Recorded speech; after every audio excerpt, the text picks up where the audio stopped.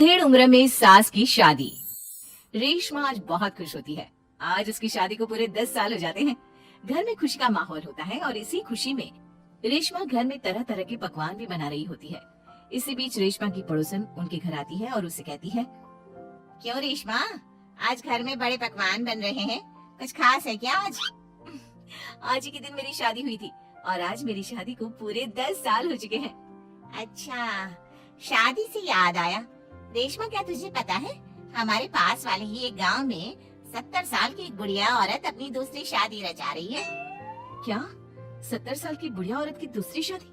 अरे जिस उम्र में लोग पूजा पाठ करते हैं वो बूढ़ी औरत रंगरलियां मना रही है।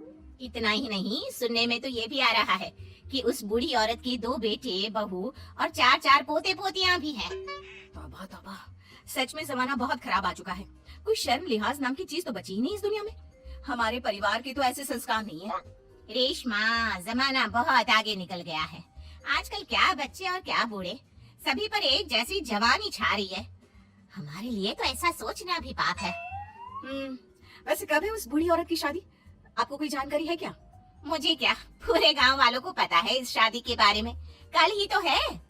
अरे वाह, कल तो योगेश के पापा भी छुट्टी पर है। एक काम करते हैं, हम भी चलते हैं इस बूढ़ी औरत की शादी में। आखिर देखे तो सही कि कौन है वो बेशर्म बुढ़िया औरत जो पोता पोती खिलाने की उम्र में प्यार के फूल खिला रही है। पड़ोसन वहाँ से चली जाती है, जिसके बाद रेशमा सोच में पड़ जाती है।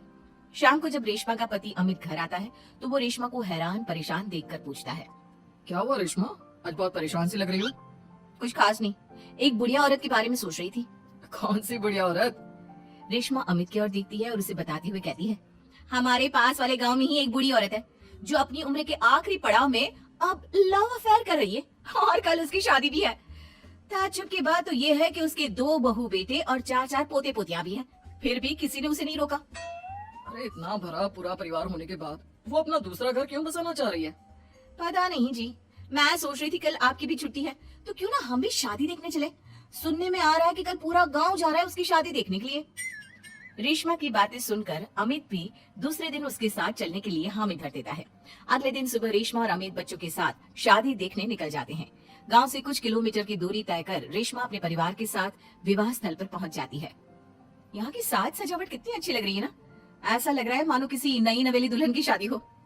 देख कर तो ऐसा ही लग रहा है, लेकिन वो बूढ़ी औरत है कहाँ पर जिसके इतने किस्से सुनने को मिल रहे हैं? अमित के इतना बोलने की देर होती है और एक अधेड़ उम्र की बुढ़िया औरत दुल्हन के लिबास में सज संवर कर मंडप पर पहुंच जाती है, जिसे देख रेशमा और अमित के पैरों तले मानो जमीन ही खिसक जाती है। मम्मी जी, यहाँ दुल्हन के लिबास में ये सब क्या हो रहा है? अमित, मम्मी, दादी की शादी, वाह मजा आएगा। मम्मी शादी कर रही है और हमें बताना भी जरूरी नहीं समझा? क्या अब हम उनके लिए इतने गैर हो गए हैं? कुछ भी हो, मैं मम्मी जी की ये शादी तो बिल्कुल नहीं होने दूंगी। रेशमा अपनी सास सुशीला की तरफ जाती है। सुशीला अपनी बहू को देखकर सकते में पड़ जाती है।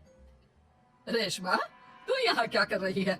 मेरी छोड़िए मम्मी जी, और आप अपना बताइए, आप यहाँ दुल्हन के लिबास में क्या कर रही हैं?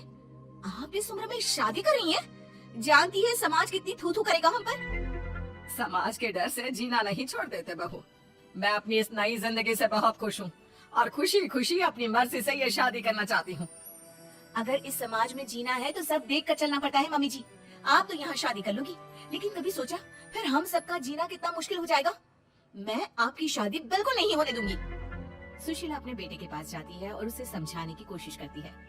बेटा, तू ही कुछ समझाना बहू को। इस शादी को लेकर मेरे भी वही अरमान है जो हर लड़की के उसकी शादी पर होते हैं। बेटा, मैं क्या समझाऊं माँ उसे? आप इस उम्र में शादी करने जा रही थी और आपने हमें बताना भी जरूरी नहीं समझा, क्योंकि मैं जानती थी कि तुम लोग कभी मेरी शादी से खुश नहीं होंगे, इसलिए मैंने तुम लोगों को कुछ नहीं बताया। मम्मी जी, ये सब सोचने से पहले कभी आपको हमारी इज्जत का ख्याल नहीं आया? आज आपकी इस हरकत के कारण ही हम समाज में कहीं मुंह दिखाने के लायक नहीं रहे। बहू, कब तक तुम यूं ही समाज के बारे में सोचती रहोगी? ये लोग आज 100 तरह की बातें बनाएंगे और कल को सब भूल जाएंगे। क्या इनके डर से मैं जीना छोड़ दूं? कल तो सभी को मर जाना है, उसमें भी अगर हम ऐसे ही डर डर कर जीते रहे तो कभी खुश नहीं रह पाएंगे। मम्मी जी, बातें बनाना कोई आपसे सीखे। जिस उम्र में आपको पूजा पाठ करनी चाहिए, अपने पोते को गोद में खिलाना चाहिए, उस उम्र में आप फिर से अपना घर बसाने के सपने देख रही हो। यकीन नहीं होता मम्मी, आप इतनी स्वार्थी कैसे हो सकती हो? स्वार्थी? बहू, मैंने अपना पूरा जीवन बाकी सबकी खुशियों के लिए बिता दिया। अमित के पिताजी की मौत के बाद जब मेरे पास दूसरा घर बसाने का मौका था, तब भी मैंने अपने बारे में नहीं सोचा, अपने बच्चों के बारे में सोचा। और आज तुम मुझे स्वार्थी बोल रही हो? क्या एक बुरी औरत के पास दिल नहीं होता? हमें प्यार करने का अधिकार नहीं होता? सुशीला की बातों ने सभी को सोच विचार करने पर मजबूर कर दिया।